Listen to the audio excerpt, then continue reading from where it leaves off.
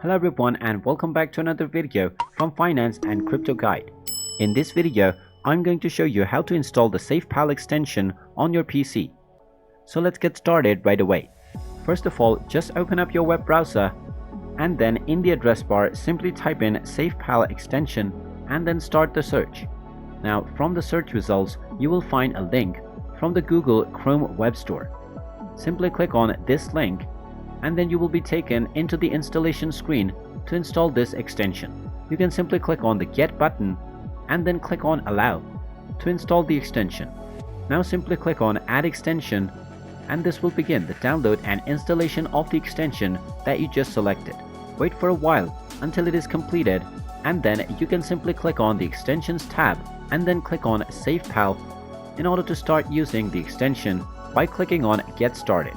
And there you have it. That is how easy it is to install the Safepal extension wallet on your PC and start trading your cryptocurrencies. And there you have it.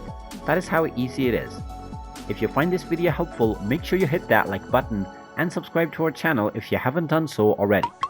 Also ring that notification bell to never miss another update from us.